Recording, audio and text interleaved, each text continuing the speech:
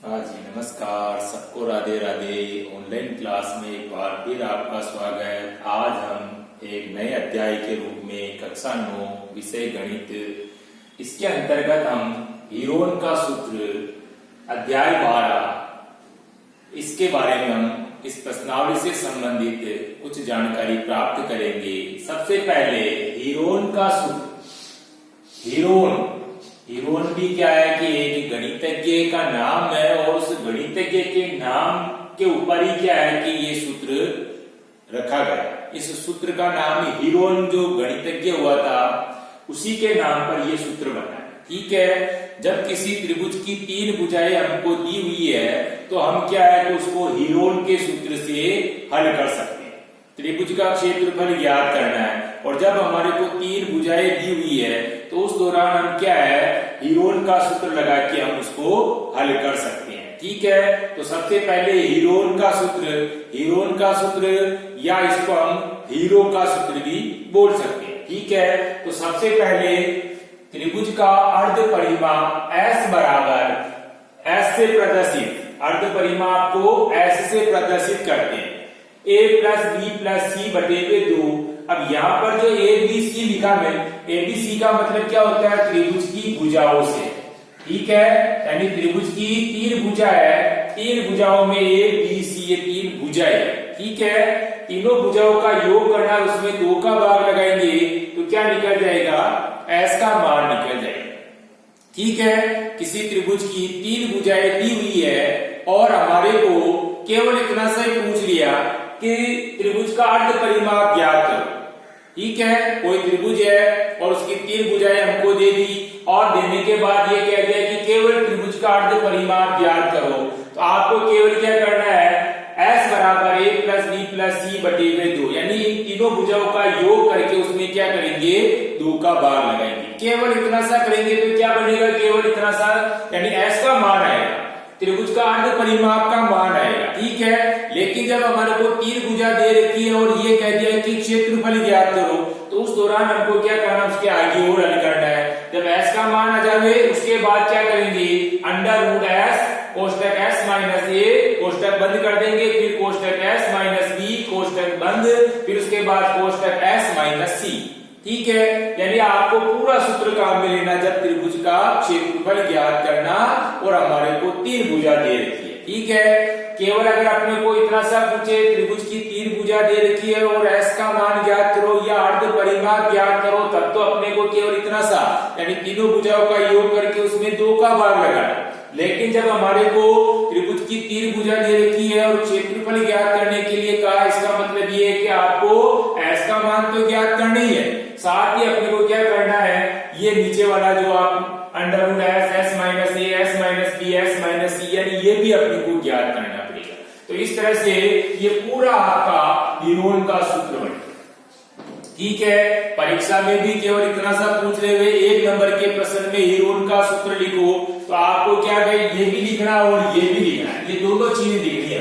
ठीक है, अब उदाहरण के रूप में जैसे किसी त्रिभुज की भुजाएं अपने को दे रखी, किसी त्रिभुज की 3 भुजा, एक भुजा दे रखी 40 मीटर, दूसरी 24 मीटर और तीसरी है 32 मीटर, और हमको क्या है कि इसमें क्षेत्रफल ज्ञात करने के लिए कह रहा है। अब क्षेत्रफल ज्ञात करना, त्रिभुज की 3 भुजा दे रखी है, इसका मतलब आपको क्या करना, हीरोन के सूत्र से उसको हल करना है। तो सबसे पहले हल करते समय त्रिभुज का अर्ध परिमाप S बराबर a प्लस बी प्लस सी बटे 2। अब ए बी सी की जगह आपको ये 3 भुजाएं जो दे रखी है, a की जगह तो हम क्या लिखेंगे 40, b की जगह क्या लिखेंगे 24 और c की जगह क्या लिखेंगे 32। ठीक है, तो 40 प्लस 24 प्लस 32 बटे 2, यानी तीनों भुजाओं का क्या करना, हमको योग करना और उसमें क्या करना, 2 का भाग लगाना। तो इन तीनों भुजाओं का योग किया तो कितना आया, 96 बटे 2। अब ये कटती है तो काटना भी, 2 एकम 2 और ये 48 बार कट गई। ठीक है, तो आपके पास में S का मान कितना आ गया, 48 मीटर आ गया। भुजाएं का भी अपने को इकाई का भी ध्यान रखना है, इकाई मीटर में दे रखी है तीनों, तो आपको यहाँ भी मीटर ही लिखना है। ठीक है, अगर आपको केवल इतना सा पूछते, त्रिभुज की 3 भुजा दे रखी है और अर्ध परिमाप ज्ञात करो, आपको केवल यहाँ तक करके इसको छोड़ देना है। लेकिन आपका प्रश्न क्या रहा, क्षेत्रफल ज्ञात करने के लिए इसलिए वापस क्या करेंगे, नीचे under root S into S minus A, S minus B और एस माइनस सी। अब जहां जहां एस आ रहा है उस एस की जगह हमको क्या करना है, 48 लिखना है, और बाकी ए बी सी की जगह वापस आपको ए बी सी इन तीनों भुजाओं का माप लिखना है। ठीक है, तो वापस देखो अंडर रूट एस की जगह तो लिखेंगे 48 इंटू एस की जगह वापस 48 माइनस ए की जगह 40, कोष्टक बंद कर दिया, वापस एस की जगह 48 माइनस बी की जगह हम क्या लिखेंगे 24, कोष्टक बंद, फिर वापस अगले कोष्टक में एस की जगह 48 माइनस सी की जगह हम क्या लिखेंगे 32, कोष्टक बंद कर देंगे। ठीक है, आपको ध्यान रखना है ये जो अंडर रूट का निशान है ये अंडर रूट इन सभी भुजाओं के ऊपर या इन सभी संख्याओं के ऊपर लगा हुआ रहना चाहिए। ठीक है, मैं पूरी लाइन अपने को खींचनी है ये। ठीक है, उसके बाद 48 की जगह तो 48, इंटू की जगह इंटू, 48 में से 40 निकल गए तो कितने बच गए, 8 बच गए। इनके बीच में देखो कोई चिन्ह नहीं है, इसलिए हमको क्या करना है, यहाँ पर गुणा का निशान, वापस 48 में से 24 की बाकी निकाल दी, कितने बचे, 24 बच गए, फिर इंटू 48 में से 32 निकल गए तो कितने बच गए, 16 बच गए। ये इस तरह से हमको क्या करना है, यानी हमारे को अंडर रूट इनकी बाकी निकालने के बाद में ये संख्या बच गई। अब आपके पास में 48 इंटू 8 इंटू 24 इंटू 16 बच गए, तो इन संख्याओं के क्या करने, अपने को टुकड़े करने। ठीक है ना, इनके टुकड़े करेंगे, जैसे 48 के बाद जो गुणनखंड कर दो, एक साइड में जैसे 48 के टुकड़े किए, 2 का दिया तो 24 बार, फिर 2 का दिया तो 12 बार, फिर 2 का दिया तो 6 बार, फिर 2 का दिया तो 3 बार, फिर 3 का दिया तो 1 बार। ठीक है, इस तरह से क्या करना हमको 1 2 3 4 जो संख्या है इनका हमको इस तरह से टुकड़े कर देना है। तो 48 के टुकड़े किए, 48 के टुकड़े हो गए 2 इंटू 2 इंटू 2 इंटू 2 इंटू 3, यहां तक आपके क्या हो गया 48 के टुकड़े। फिर उसके बाद वापस इंटू 8 के भी हमने टुकड़े किए थे 1 2 3, ये 2 इंटू 2 इंटू 2 यहां तक हो गया। फिर उसके बाद वापस 24 के टुकड़े, तो 24 के टुकड़े वापस 1 2 3 और ये, ठीक है, यानी 2 इंटू 2 इंटू 2 इंटू 3। फिर उसके बाद में क्या बच रहा है इंटू 16, तो वापस 16 के टुकड़े करेंगे तो ये आपके 16 के टुकड़े हो गए।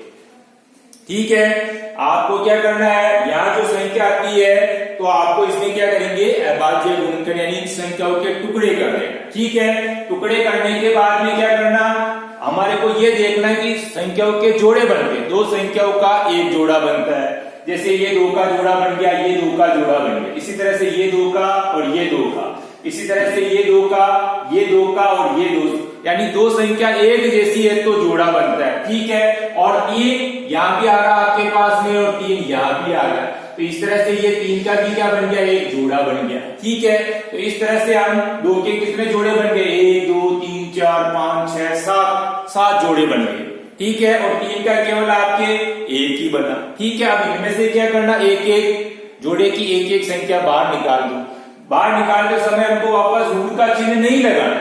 ठीक है ना, इसमें से एक एक संख्या को बाहर निकाल दो, ऋण के चिन्ह को हटा दो। तो इसी तरह से 7 जोड़े बन रहे अपने 2 के, तो 1 2 3 4 5 6 7 बार लिख दिया।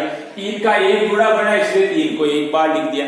अब क्या करना, 2 दूनी 4, 4 दूनी 8, 8 दूनी 16, 16 दूनी 32 और 32 दूनी 64, यहाँ तक हमारे पास में 64 हो गए। अब 64 को क्या करेंगे, 2 3 6 से गुणा कर देंगे, तो 64 को 6 से गुणा किया तो हमारे पास कितना आ गया, 384 आ गया। तो ये 384। अब दूसरी बात क्या है, हमने क्षेत्रफल ज्ञात किया, तो क्षेत्रफल की इकाई क्या होती है, या तो स्क्वायर या फिर वर्ग लगाना। इकाई का भी ध्यान रखना, इकाई के भी नंबर काटते हैं। भुजा अगर मीटर में दे रखी है तो यहाँ हम लिखेंगे मीटर स्क्वायर, अगर भुजा सेंटीमीटर में दे रखी है तो सेंटीमीटर स्क्वायर। ठीक है ना, या तो वर्ग मीटर लिखो या वर्ग सेंटीमीटर लिखो, लेकिन इकाई का ध्यान रखना है। जब हमारे को किसी त्रिभुज की, एक त्रिभुजी है और एक त्रिभुज की जब हमारे को ऐसे 3 भुजा दे रखी है तो हमको क्या करना, इस तरह से हीरोन का सूत्र लगा करके उसको हल करने की कोशिश करनी। ठीक है, अब HW में भी हमको क्या करना है, जैसे त्रिभुज की 3 भुजा हमारे को दे रखी है, किसी त्रिभुज की 3 भुजा में एक है 11 मीटर, 15 मीटर और 6 मीटर। ठीक है, ये 3 भुजा हमको दे रखी है और त्रिभुज का क्षेत्रफल ज्ञात करना है, तो आपको क्या करना है, इसी तरीके से हीरोन का सूत्र लगाना है और सेम आपको इसी तरीके से इसको हल करने की कोशिश करनी। ठीक है, धन्यवाद, राधे राधे।